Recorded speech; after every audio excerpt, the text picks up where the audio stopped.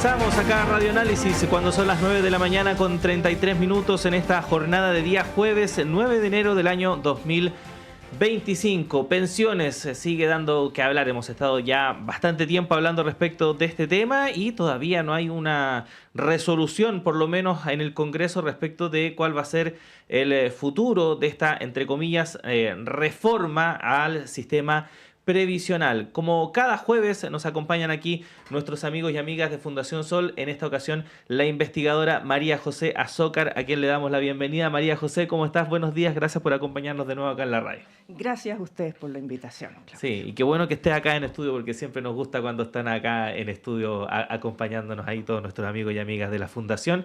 Y para hablar de este tema, María José, que ya lo hemos tratado en varias ocasiones, pero que sigue dando que hablar porque efectivamente se ha vuelto todo muy confuso. Hay quienes sostienen de que no corresponde hablar de una reforma porque no da para eso.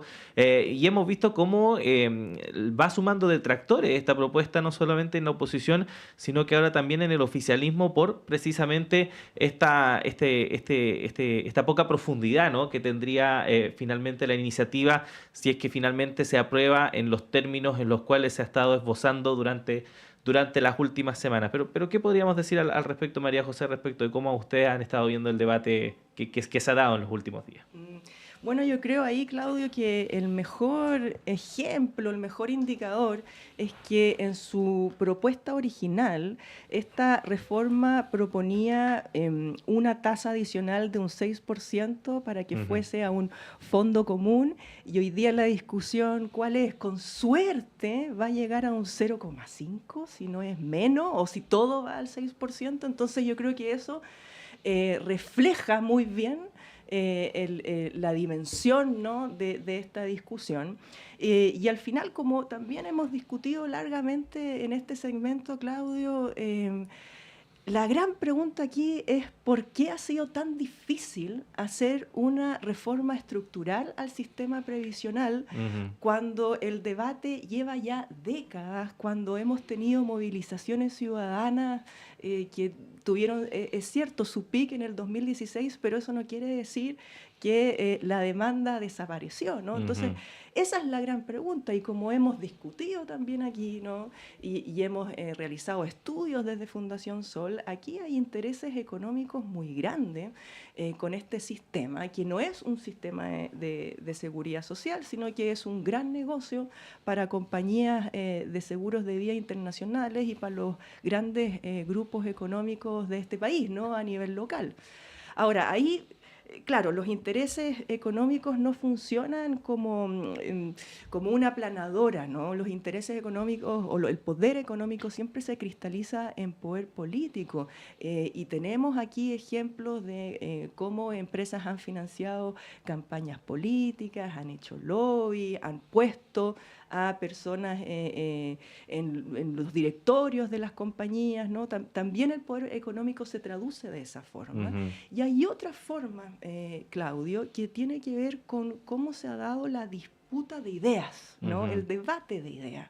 Y ahí a veces una cuando escucha, ¿no?, en la televisión, en la prensa, oye, nos marean con indicadores, con lenguaje medio en Spanglish, ¿no?, que hace toda la discusión una discusión opaca, una discusión muy compleja. Entonces es en ese debate de ideas que Fundación Sol ha querido hacer una contribución para poder democratizar aquí la discusión y entregarle herramientas a las personas para que puedan, ¿no?, entender qué es lo que está pasando. Y es a propósito de eso, Claudio, que hoy día me gustaría detenernos en dos cuestiones que nos parecen fundamentales desde Fundación Sol y que tiene que ver con conceptos que a veces son medios complejos, como es la tasa de reemplazo o la tasa de rentabilidad. ¿Te parece tener esa discusión? Y de la manera más pedagógica posible, porque efectivamente son aspectos que hasta uno que está permanentemente siguiendo el debate le cuesta harto entender. Exacto. Entonces, sobre el primer tema, la tasa de reemplazo, esto nos parece importante porque una de las maneras como se ha justificado no hacer ningún cambio y llevar todo ese 6% al sistema de capitalización individual, es decir, mira, acá la gran urgencia que tenemos hoy tiene que ver con las clases medias y no con las clases más empobrecidas, porque la PGU vino a solucionar el problema, ¿no?, de las pensiones de las personas de los primeros quintiles. Entonces, hoy la urgencia son las clases medias y para eso se usa el concepto de tasa de reemplazo. ¿Y qué es una tasa de reemplazo? Básicamente, lo que se dice, lo que es la tasa de reemplazo es que es una relación entre la pensión que yo tengo en relación a, por ejemplo, las remuneraciones promedio de 10 años, ¿no? Entonces, cuando uno va a los números, cuando uno calcula la tasa de reemplazo en relación al promedio de las últimas remuneraciones de los últimos 10 años, por ejemplo, las remuneraciones que una persona tuvo entre los 55 y 65 años, la tasa de reemplazo promedio de quienes se pensionaron en el año 2023 fue de un 27,7%.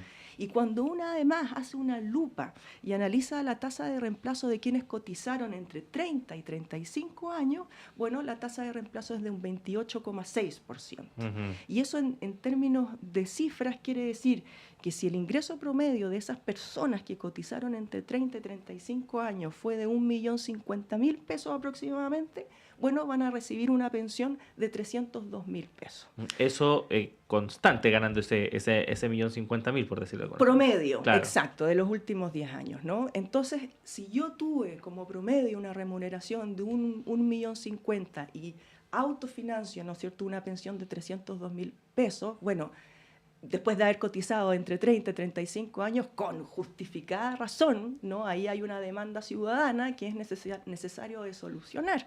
Y por eso entonces en el debate público se habla de las clases medias, de que hay que mejorar las tasas de reemplazo. Pero aquí viene el punto que quiero hacer, Claudio. De eso no se deduce que la situación de las personas más empobrecidas esté solucionada, porque efectivamente cuando uno calcula las tasas de reemplazo, por ejemplo, de las personas que cotizaron entre 1 y 5 años, el ingreso promedio de esas personas fue de 237.000 pesos. Entonces, todas esas personas hoy reciben una PGU, ¿no?, de 214.000 pesos y fracción, que se va a actualizar el 1 de febrero en 224.000 pesos, algo así. Bueno, efectivamente la tasa de reemplazo de esas personas que tuvieron un ingreso promedio al cotizar entre 1 y 5 años de 237.000 pesos, si reciben una PGU de 214.000 pesos y fracción, claro que es una tasa de reemplazo alta en relación al ingreso promedio, pero de eso no se deduce que su situación está bien. Y aquí quiero citar, Claudio, un estudio que realizó la Universidad de Chile, que publicó el año pasado, en donde hablaba de que un 32,4% de las personas de mayores de 65 años está en riesgo de desnutrición. Es decir, estamos hablando de personas que no tienen acceso a una variedad de comidas con nutrientes, que se saltan comidas, que se acuestan con hambre. Es esa la situación de las personas que hoy tienen 65 años y más.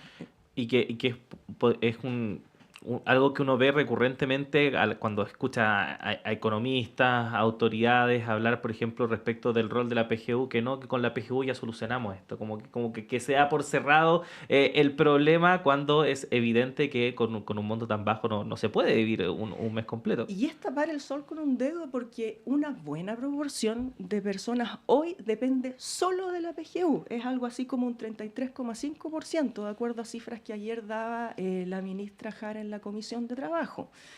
En el futuro se proyecta que más personas van a depender solo de la PGU, ¿no? Entonces, ¿para qué alcanza la PGU? Bueno, estamos en una situación en donde una buena proporción está en riesgo de desnutrición. Entonces, por eso, cuando hablamos desde Fundación Sol de una reforma previsional, inevitablemente una tiene que vincular esta reforma con otras reformas que son fundamentales en este país, como una reforma tributaria, porque estamos viviendo en el absurdo de que las personas súper ricas en este país tienen una carga tributaria menor que 6.500.000 personas.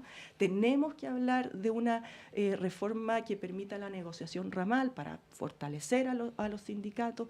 Tenemos que mejorar las condiciones del empleo, tenemos que subir el salario mínimo para que eso permita subir el resto de los salarios. O sea, las reformas siempre están en interacción, en interrelación, porque solucionando, como nos dicen, subiendo la PGU, eso de ningún modo va a solucionar la situación en la que viven una buena proporción de personas que solo depende de la PGU. Sí. Ahora, María José, para continuar entendiendo el tema de la tasa de reemplazo, imagino que pensar que uno pueda jubilar con lo mismo que ganaba, por así decirlo, es prácticamente imposible.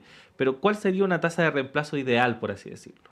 Bueno, ahí uno tiene que, los ejercicios que hacemos desde la Fundación es analizar, por ejemplo, el gasto promedio, ¿no? Uh-huh. El gasto promedio de un hogar de unipersonal, de personas de 65 años y más, está por sobre los 430.000 pesos.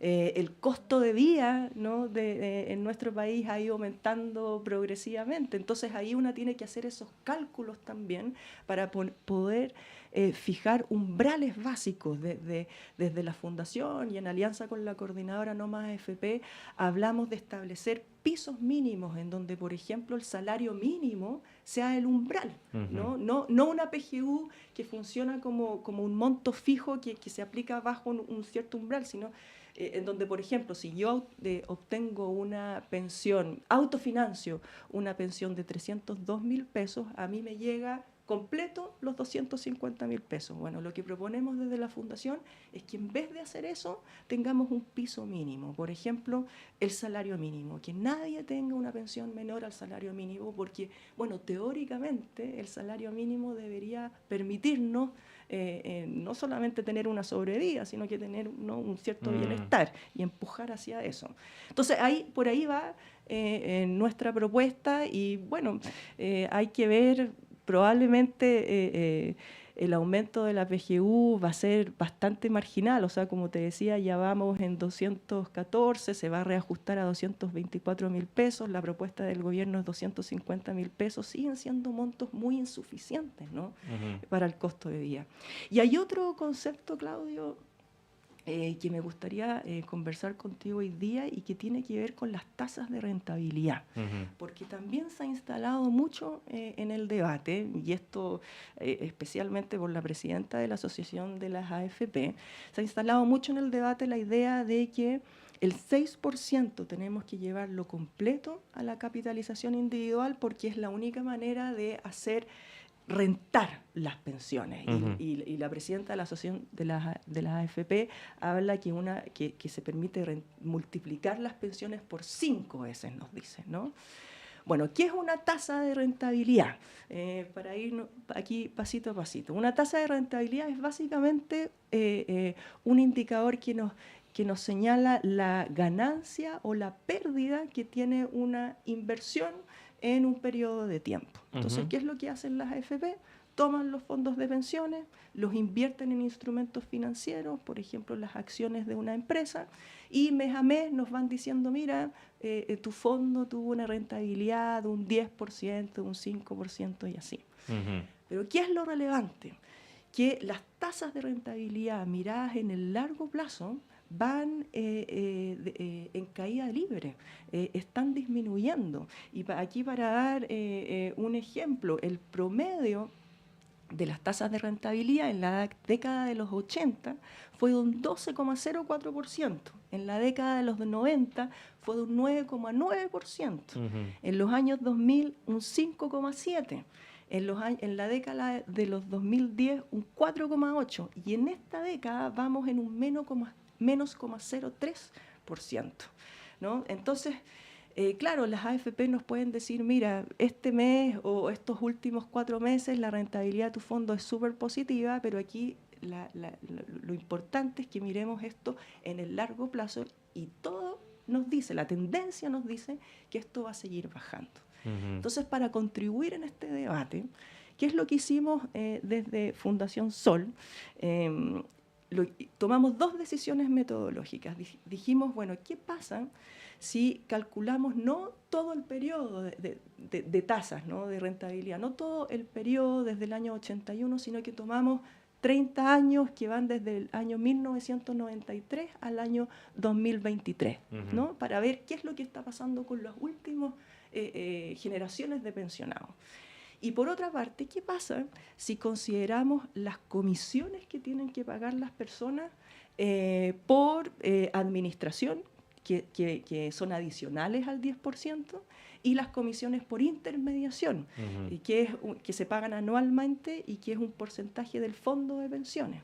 Bueno, ahí lo que concluimos es que los aportes que hacen las personas a su fondo de pensión representan un 66% del fondo al cual se calcula la pensión final, y el aporte vía rentabilidad es de un 34% solamente. Es decir, no se multiplica 5 veces, como decía la presidenta de la Asociación de las AFP, ¿no? Entonces, estos criterios metodológicos, finalmente, estos otros parámetros que consideramos desde la Fundación Sol, nos habla al final de cómo en la creación de conocimiento hay preguntas políticas que están a la base, ¿no? En nuestro caso ponemos al frente los intereses de la clase trabajadora, y por eso entonces tomamos la decisión de calcular desde el año 93 al 2023 y de calcular la tasa de retorno que considere lo que se paga por comisiones, y por eso llegamos a estos números, ¿no? Ahora, y aquí igual sigue siendo relevante poner el punto, Claudio, que las tasas de rentabilidad van a la baja, y eso afecta a cualquier sistema previsional, de capitalización individual o de reparto. Pero aquí la gran diferencia es que un sistema de capitalización individual amplifica las desigualdades, porque finalmente tu pensión solo depende de tu ahorro. Claro. En cambio, en un sistema de reparto, es cierto, las tasas de rentabilidad van a golpear, pero al final los fondos de pensiones tienen una suerte de colchón. Exactamente, por un criterio de solidaridad, ¿no? Esa es la gran diferencia entre uno y otro.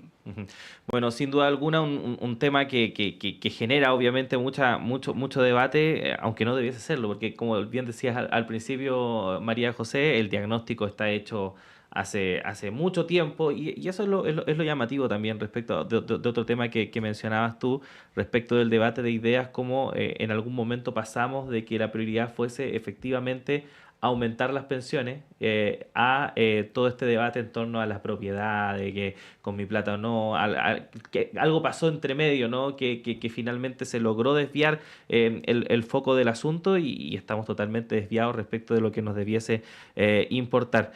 María José, lamentablemente se nos acaba el tiempo, son las 9:51, pero agradecerte que hayas venido acá a los estudios de Radio Universidad de Chile, y te esperamos en una próxima ocasión, probablemente ya en marzo o en abril nos volvamos a encontrar. Sabemos que en febrero ahí todos nos tomamos una suerte de vacaciones. Merecidas por cierto. Así que nada, agradecerte mucho y te esperamos pronto, que estés bien. Muchas gracias. Y nosotros también comenzamos a despedir esta primera edición de Radio Análisis en esta mañana de día jueves